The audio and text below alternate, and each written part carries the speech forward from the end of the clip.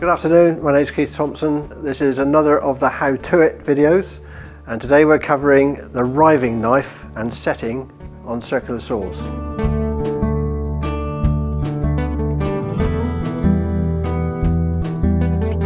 Now I'll just show you on this panel saw, and the reason I've used this machine is because the table stops here so the whole blades are accessible, including the riving knife.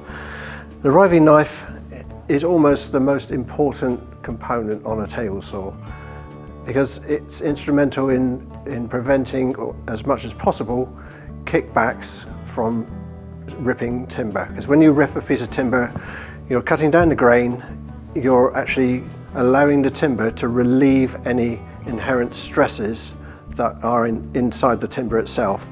And if you don't have a riving knife, those stresses can close the cut gap or the kerf behind the blade and allow the back of the blade to come in contact with the wood after the cut has been made. And that can cause the wood to be thrown up and towards you as the operator, and 9 times out of 10 you're going to be standing in the way, and so the impact with you is going to be in the chest and stomach area, which can be incredibly painful. So riving knives have been a standard fitment on table saws in the UK for decades. Only really in the last decade or so that it's been common in America. Now you'll see loads of videos on YouTube about people doing processes in America and they're not using any kind of riving knife or a splitter, which is a slightly different device, but in the main they're using sledges that guide the work and hold the work. So the risk is minimized in a different way, but it is now law on new machines in the States, so they're copying the good old Europeans and the Brits from years and years ago. There's a little document which you can download for free on the Health and Safety Executive's website, details on the text, and it's a very simple little document that covers many aspects of using a table saw. Well worth just reading it or downloading and printing a copy of it for your own reference. So now I'm going to take the blade off and the riving knife itself and show you how the riving knife on this saw is mounted and how you can adjust it.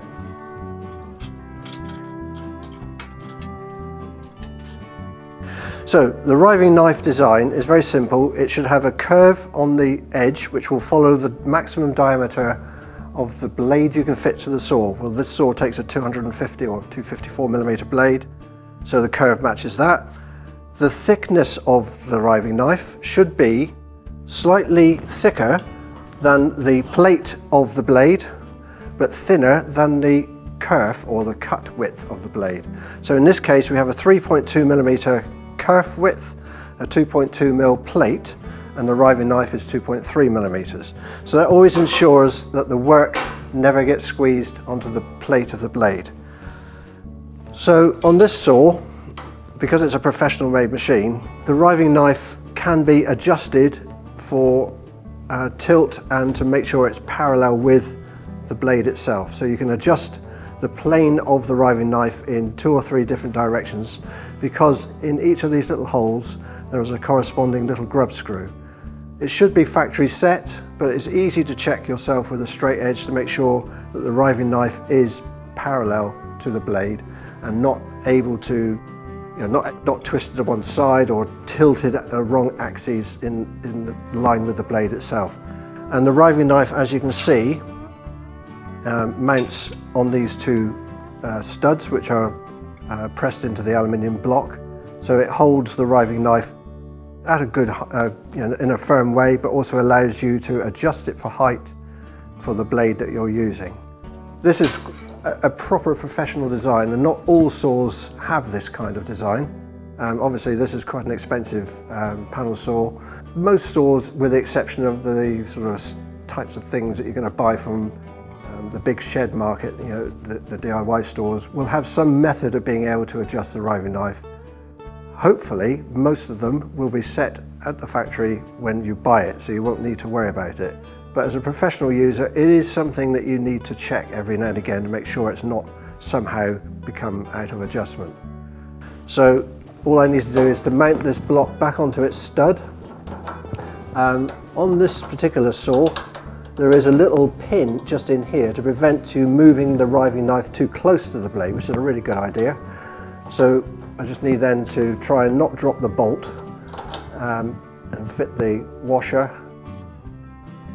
securing nut back onto the block, just finger tight.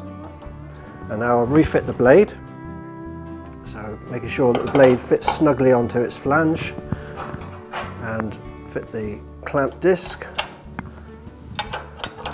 So the thread on most circular saws on the arbor is actually left-handed, and you always undo the nut in the direction the blade is rotating, and obviously tighten the nut against that direction, so against the teeth, so that it stops the blade from being worked loose by the cutting of the blade itself. So this block, although it's now loose and can be adjusted, can't go too close to the blade because you have that little pin inside. There's always a little bit of a fiddle, to be fair.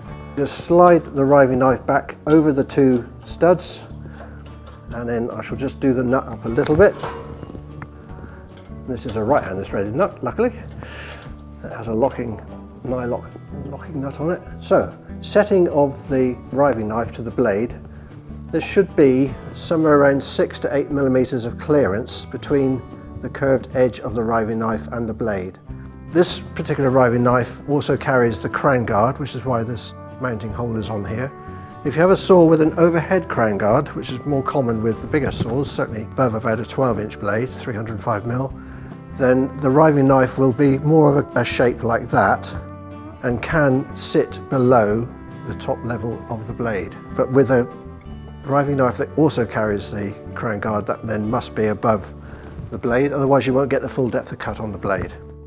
So just to emphasize this, if I slacken this one off, you can see I can move the whole riving knife backwards and forwards, slight fiddle.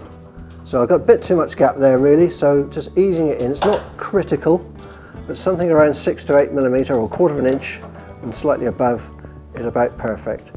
And then do that one up nice and tight. Now I can just get a little straight edge. One of these rules would be really good, and then I can just use that to sight along between two sets of teeth on the blade and make sure that the knife is indeed parallel to the blade. Do that both sides, just put the blade on the edge of a tooth each side, and I've got a corresponding gap that side as well. So all is well, it seems to be adjusted correctly, so it's safe to use, and that really is all you really need to know about setting a riving knife to the main saw blade.